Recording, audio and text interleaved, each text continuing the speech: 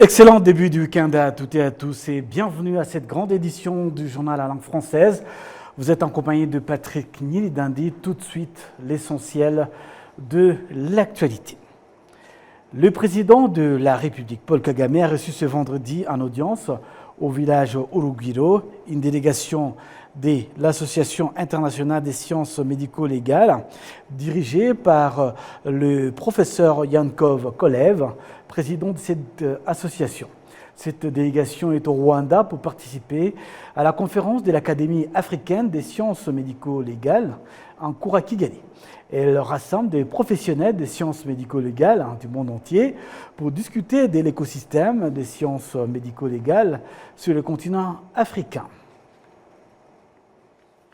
Et puis, toujours en actualité nationale, l'association de chefs de police des pays de la région de l'Afrique de l'Est, IAPCO en sigle, en partenariat avec les Nations Unies, a lancé un projet visant à promouvoir les principes de l'égalité du genre dans les institutions responsables de l'application des lois. Les détails avec Amandine Dikoumassabo.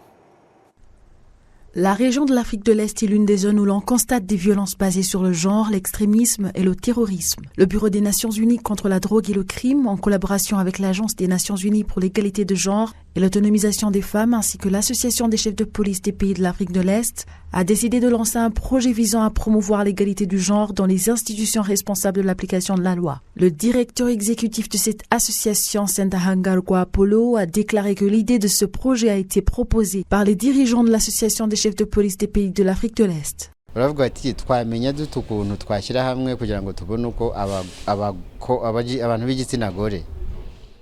On se demandait quoi faire pour collaborer afin que les femmes puissent jouer un rôle dans les institutions comme la police, pareil pour d'autres institutions qui appliquent la loi, pour que ceux qui commettent des crimes contre les femmes soient bien suivis selon les droits de la personne.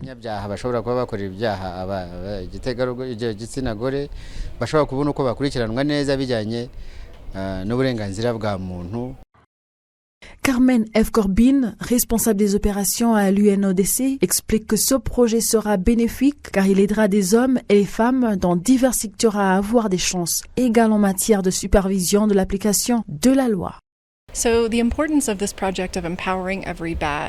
L'objectif de ce projet est d'aider les hommes et les femmes dans tous les domaines liés à l'application de la loi, qu'il s'agisse de responsables de la police, des procureurs ou de juges, à avoir des chances égales de progresser dans les structures de gouvernance. Nous espérons que ce projet offrira de telles opportunités, en particulier pour les femmes et les jeunes filles dans le domaine de l'application de la loi, et permettra également à la communauté de se reconnaître dans les instances responsables de l'application de la loi. Le porte-parole de la police nationale du Rwanda déclare que ce projet est d'une grande importance, car les institutions chargées de l'application de la loi jouent un rôle crucial dans la prévention et la lutte contre la criminalité. Ce projet qui vient d'être initié ici au Rwanda a plusieurs aspects en commun avec d'autres organes liés au respect de la loi régissant les droits de la personne. À part la police nationale du Rwanda, il y a le Bureau national d'investigation, RIB, en sigle et en anglais, l'organe des centres correctionnels, celui en charge de la persécution, ainsi que la justice. C'est un projet qui nous concerne tous et qui vise à mettre un accent sur le principe de l'égalité de genre dans notre travail quotidien, surtout qu'il a un point commun avec la justice.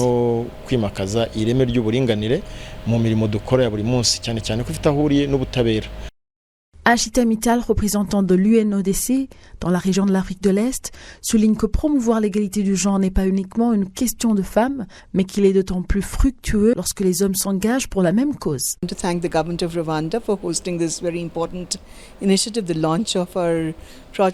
Je tiens à remercier le gouvernement du Rwanda d'avoir accepté d'accueillir cet événement marquant le lancement officiel de ce projet. Il s'agit d'un projet visant à promouvoir la qualité de l'égalité de genre, en particulier en encourageant la nomination des femmes à des postes de direction dans les institutions liées à la mise en exécution de la loi. To prevent, prosecute, and to be able to look at due diligence to justice. Ce projet comprend 2 phases, avec la première phase qui va durer 1 an, suivie de la seconde également d'une durée d'1 an. Actuellement, le projet débute avec 5 parmi 14 membres de l'Association des chefs de police des pays de l'Afrique de l'Est, à savoir le Rwanda, l'Éthiopie, la Tanzanie, Djibouti et les Seychelles, tandis que les autres pays seront intégrés par la suite. Amandine Dikoumassabo pour la télévision rwandaise. Des experts en gestion, en comptabilité et en création d'emplois, également des économistes, réunis à Kigali dans le cadre de la conférence internationale sur la bonne gestion des coopératives et des entreprises génératrices d'emplois, organisée par l'université UNILAC. Le détail avec Kassim Youssouf. Prévu pour des jours, les travaux de cette conférence, à son ouverture officielle ce jeudi, ont porté sur l'examen de ce qui doit être fait pour que les fédérations des coopératives puissent réaliser du progrès réel dans leur fonctionnement, leur gestion et dans la création des innovations, favorisant la création d'emplois et l'accroissement de leurs résultats d'exploitation. La directrice générale du Conseil national des institutions d'enseignement supérieur et universitaire, Dr Rose Mukango-Meje, a fait savoir que ceux qui ont des moyens peuvent mettre en place des écoles en rapport avec la gestion des coopératives, non seulement pour le cycle secondaire, mais aussi universitaire, comme c'est le cas à UNILAC. Le vice-recteur d'UNILAC en charge de l'enseignement et de la recherche, Dr Akizimana Emmanuel, a également fait savoir qu'ils ont mis en place un programme d'enseignement relatif aux coopératives.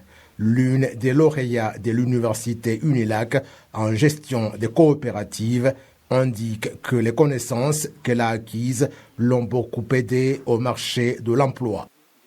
À l'issue de cette conférence, des mesures seront prises pour aider à faire progresser des coopératives et pour mettre en place des écoles de gestion de coopératives.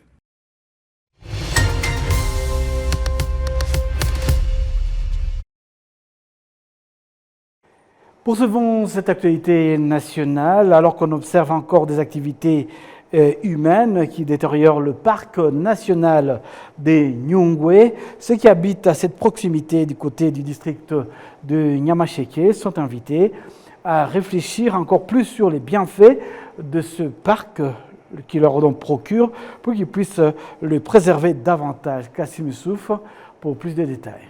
L'Agence de recherche et de préservation de la biodiversité du parc de Nyungwe indique que depuis l'année dernière, l'on observe encore des personnes qui s'adonnent à des activités qui lui sont nuisibles, notamment des pièges qu'on y dépose et qui tuent des animaux. Cette partie proche de Banda est en tête en ce qui concerne la pose des pièges. On y dénombre 1057 pièges. En 2023, à Banda, environ 10 braconniers ont été arrêtés. Parmi les primates les plus visités et qui entraînent beaucoup de recettes, l'on trouve des chimpanzés. C'est très dommage d'entendre qu'une personne l'a tué avec une lance. Des anciens braconniers et d'autres personnes qui pratiquaient des villes activités ayant changé de mentalité sont maintenant parmi ceux qui sont chargés d'assurer sa préservation, travail qui a transformé leur quotidien. Après que nous ayons laissé de côté le braconnage, on nous a rassemblés dans des coopératives et c'est du travail payant parce que nous avons chaque mois un salaire.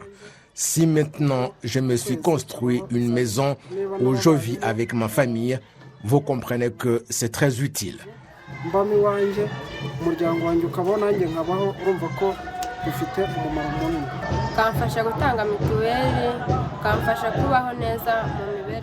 Le travail ici me permet de payer la mutuelle de santé et me permet également de subvenir aux besoins domestiques. Avant, je vivais de manière très lamentable et je ne voudrais jamais revenir dans cette situation.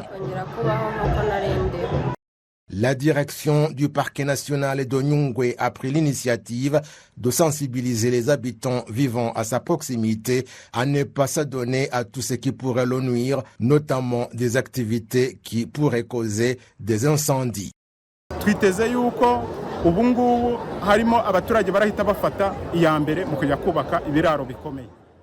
Nous espérons qu'il y aura des habitants qui vont prendre les devants pour construire des fermes bien solides et puis pour lutter contre le conflit qui pourrait exister entre l'homme et les animaux, les habitants vont les protéger. Il y a récemment un animal qui a été trouvé mort à Banda et probablement qu'il a été tué. Comme ils sont maintenant conscients que c'est interdit, nous espérons qu'ils seront des bons voisins avec ces animaux.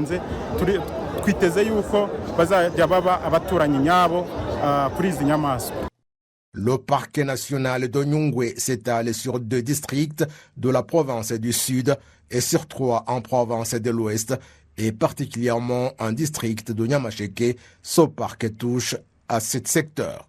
Depuis 1994 jusqu'en 1999, cette forêt naturelle a été victime d'incendies consécutifs à l'action humaine, de telle manière que sa superficie a diminué de 12%. La sensibilisation que la direction du parc national de Nyungwe a entreprise pour sa préservation est faite dans tous les secteurs du district de Nyamasheke qui sont à sa proximité. Malgré que les habitants bénéficient des revenus que génère le tourisme, on observe qu'il y a des durs à cuire qui s'adonnent encore à des activités qui l'endommagent.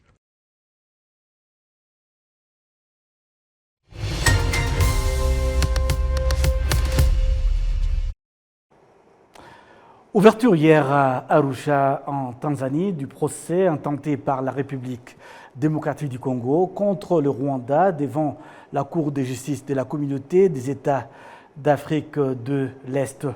Nous retrouvons depuis Arusha mon collègue Edi Sabiti qui suit pour Arabier ce procès, qui est donc l'envoyé spécial de Arabier. Dites-nous, Edi Sabiti, le point fort de la première journée de ce procès.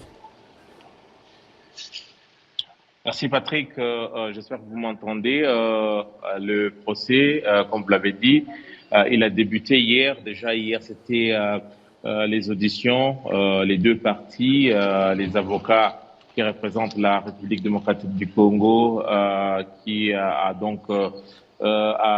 porte des accusations contre le Rwanda, et le Rwanda également comme partie défenderesse. Et ses avocats qui étaient présents dans la cour. Il s'agissait d'abord de les avocats du côté du Rwanda. Il y a la République démocratique du Congo qui avait déjà introduit son dossier depuis mars 2023. Alors hier, il s'agissait de 2 parties de pouvoir s'exprimer devant le président de cette cour, l'honorable Yohan Massara. Il s'agissait pour le Rwanda déjà d'exprimer ses desiderata et surtout de faire des propositions.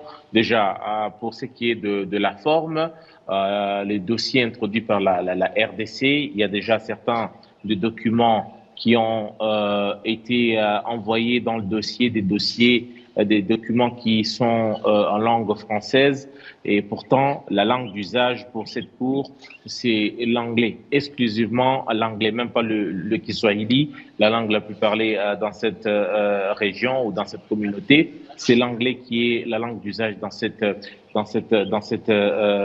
cour. Autre chose, c'est que on a eu à découvrir aussi que certains des avocats, ça ce sont des choses qu'on a appris juste au sortir de la session d'hier, certains des avocats kenyans qui représentent la RDC ne figuraient pas sur la liste que la RDC avait présentée des avocats qui doivent défendre sa cause, ou en tout cas au cours de ce procès. Ça, c'est déjà une chose grave et qui aura forcément des répercussions dans la procédure. Autre chose qu'on a remarqué, il y a le vice-ministre congolais de la justice et également qui est en charge du contentieux international, qui était présent et qui était très embarrassé et qui est même sorti de la salle pour aller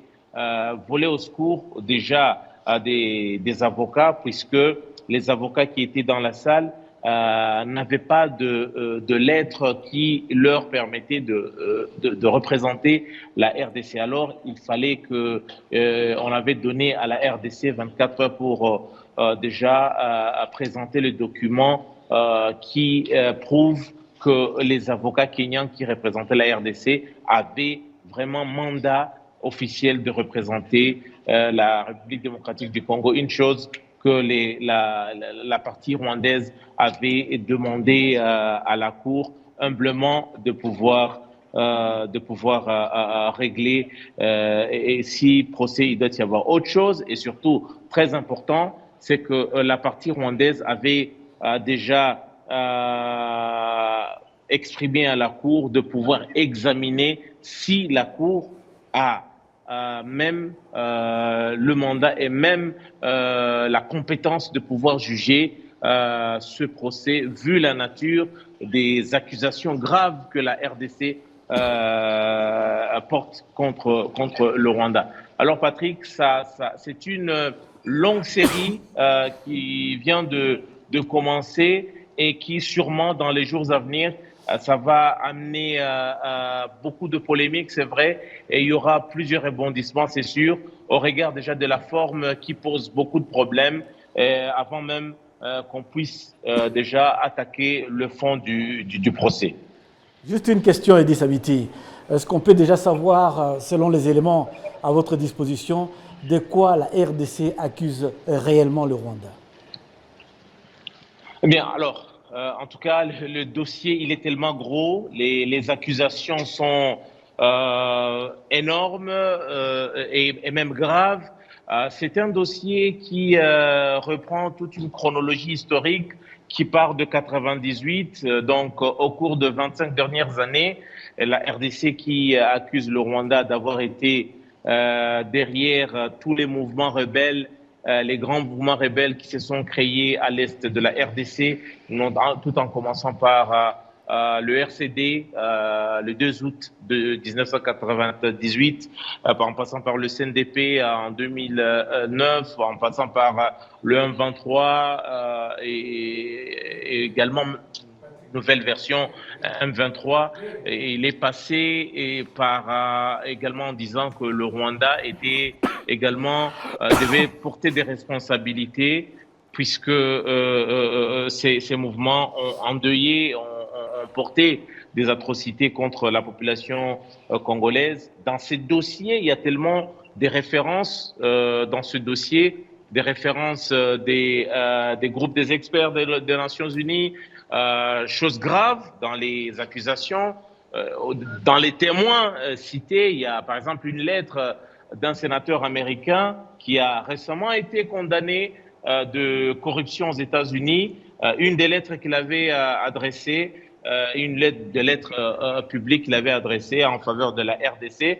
Là, les gens se posent même déjà le sérieux même et surtout la crédibilité derrière certains des documents qui figurent dans les accusations que la RDC porte contre le Rwanda. Il y a tellement de choses. Ça, c'est en tout cas l'accusation majeure, mais à côté de ça, il y a d'autres embranchements à ces accusations. Il y a par exemple certains responsables rwandais. Là, par exemple, il y a ce qu'on appelle l'application 4 and 5 du côté de la RDC qui est contre donc le dossier 15 et 16 de la part du Rwanda. C'est que la RDC aujourd'hui veut voir cette cour, en tout cas rendre le Rwanda responsable de l'insécurité à l'est de la RDC. Et là, je rappelle que quand on parle de la partie est de la RDC,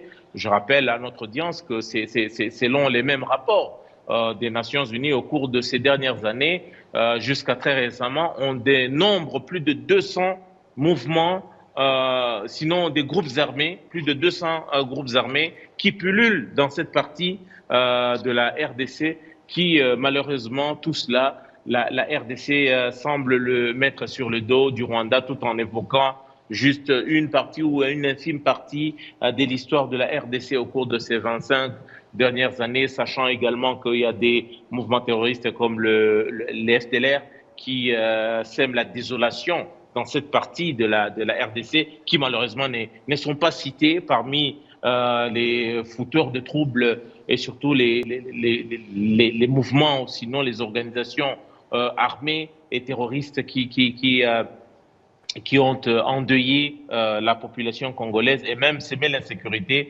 au niveau de la sous-région. C'est en tout cas un ensemble c'est un ensemble de dossiers qui parfois, lorsqu'on va un peu plus loin, certains se contredisent par rapport déjà et à l'authenticité, à la véracité. Et c'est des références, des communiqués, des reportages qui parfois biaisés, vu la nature de ces documents. En tout cas, ça sera également à la Cour de pouvoir s'exprimer et d'ici quelques jours et selon les informations qui nous sont parvenues aujourd'hui, c'est vers le mois de novembre prochain, plutôt le mois d'octobre, mi-octobre, qu'on saura ce que la Cour va prononcer, si elle se juge compétente de pouvoir juger ce procès, ou sinon cela va passer à une autre étape. Et sinon, si la Cour s'avère et surtout montre qu'elle est compétente à pouvoir juger ce procès, ça sera alors parti pour une très très longue série d'accusations. Ce sont les accusations pour la plupart qui sont revenues dans la bouche ou dans les bouches des responsables congolais au cours de ces derniers mois, notamment avec le climat qui n'est pas au beau fixe entre la RDC et le Rwanda. C'est pour la plupart des choses que déjà certains observateurs au quotidien savent déjà. Mais sinon, la RDC envisage d'aller très loin. Lorsque vous allez un peu plus loin, il y a par exemple l'accusation numéro 13, où la RDC exige même l'arrestation. Oui, donc nous allons continuer à suivre avec vous ces dossiers. Qu'est-ce qui est prévu demain? Peut-être juste avant de rendre l'antenne, qu'est-ce qui est prévu demain? Non, il n'y a rien de prévu. Donc, l'information qui est tombée aujourd'hui, il n'y a rien de prévu demain.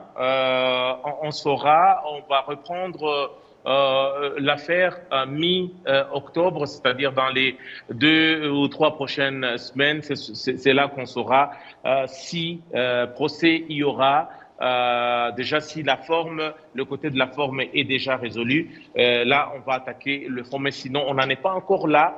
On va rester très prudent. La Cour a encore du pain sur la planche. Il y a encore des choses à régler par rapport à la forme de l'accusation de la RDC contre le Rwanda. Il y a plusieurs choses qui manquent déjà par rapport à la forme, et déjà on ne peut pas parler du procès proprement dit sans avoir déjà certains prérequis pour aller au fond du dossier. Merci beaucoup, Eddy Sabiti. Nous rappelons donc aux téléspectateurs que vous êtes l'envoyé spécial de la télévision rwandaise à Arusha pour suivre ce procès. Nous allons continuer régulièrement à vous demander les développements de ce dossier. Merci à vous. Moi qui vous remercie. La suite de cette édition, le Centre africain pour le leadership scolaire a réuni à Kigali les parties prenantes du haut niveau, notamment des décideurs politiques et des experts en éducation à l'occasion de la fin de la phase de fondation de ce projet. Centre africain pour le leadership scolaire, une coalition de partenaires en Afrique engagée dans la promotion d'un leadership scolaire efficace, en réunissant des partenaires qui offrent des services de développement professionnel, de recherche et des conseils politiques sur le leadership scolaire efficace, a réuni au Rwanda différentes parties prenantes pour partager des rapports et des idées sur leur travail au cours de l'année écoulée et pour partager également des recommandations pour l'avenir du leadership scolaire en Afrique. Un responsable au ministère de l'Éducation, conseiller technique, Pascal Gatabazi, s'est félicité de la phase de fondation en déclarant qu'elle correspondait parfaitement à la direction que prend le parcours éducatif du Rwanda et que l'objectif était d'intégrer et d'apprendre du plus grand nombre possible d'acteurs sur le continent. Le leadership scolaire efficace fait partie des mandats de VVOAB, selon la responsable de cette organisation, Madame Nouria Moreno. C'est le début car il y a eu beaucoup d'améliorations et des réalisations depuis qu'ils ont commencé à soutenir le gouvernement rwandais. Le Centre africain pour le leadership scolaire a hâte de faciliter les résultats d'apprentissage globaux en investissant massivement dans le leadership scolaire.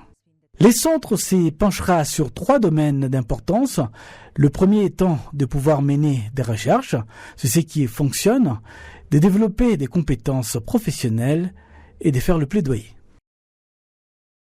C'est donc avec cet élément que nous allons boucler complètement cette grande édition du journal langue française. Au nom de toute l'équipe qui m'a accompagné tout au long de ce journal, je vous souhaite de passer un excellent week-end à notre compagnie.